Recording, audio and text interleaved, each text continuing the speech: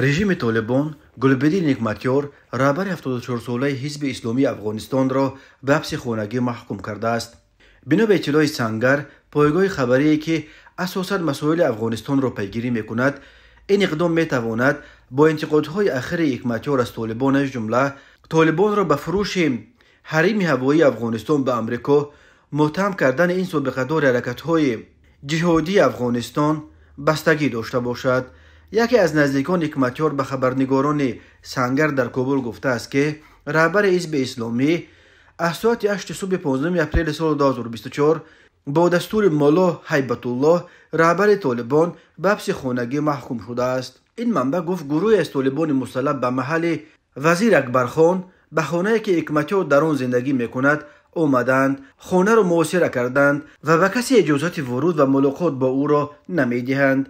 و افزود که رئیس حزب اسلامی دیگر حق ملاقات با خبرنگاران، نمایندگان سفارتخانه‌های خارجی و حتی اعضای حزب خود را ندارد. این منبع گفت هر فردی که برای ملاقات با وی میرود باید از ریاست امنیت ملی، یعنی شخصا از عبدالحق وثیق رئیس این اداره، اجازتنامه ملاقات داشته باشد. این فرد نزدیک به نعمتیار میگوید که سعی کرده با ملاقات کند اما موفق نشده است. وی گفت طالبان هیچ توضیحی نمیدهند، اما ما معتقدیم که دلیل این تصمیم انتقاد رهبر حزب اسلامی است که طالبان را به فروش حریم هوایی افغانستان به امریکا متهم کرد. سنگر می نویسد گلبدین نعمتیار اولین سیاستمدار حاضر در کابل است که از طالبان برای همکاریش با امریکا انتقاد کرد، اما می افزود این نشریه برخی منتقدند که دلیل این تصمیم طالبان حمایت نعمتیار از ضربه های ایران به اسرائیل بوده است.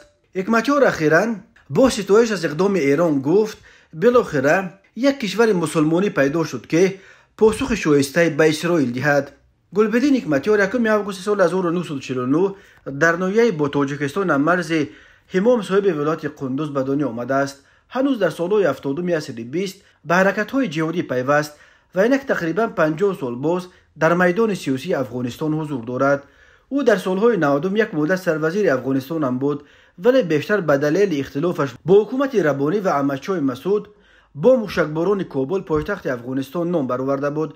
در نتیجه در کابل بنا به حسابها بیش از 4000 نفر کشته شدند و نعمتیار را مردم آن وقت لقب ریکتیور داد.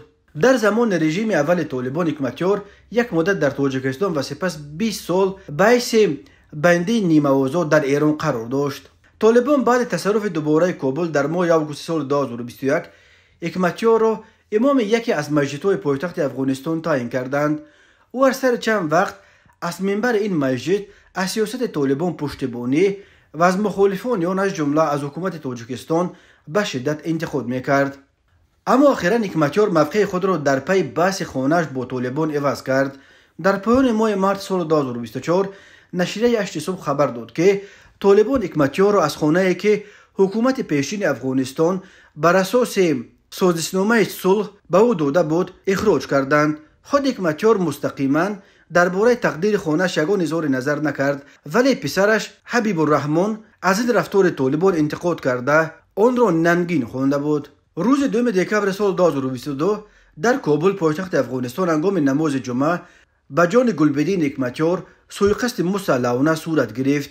نعمتیار بعد از این حمله انتحاری گفت که حمله کنندگان لباس زنانه در تن داشتند.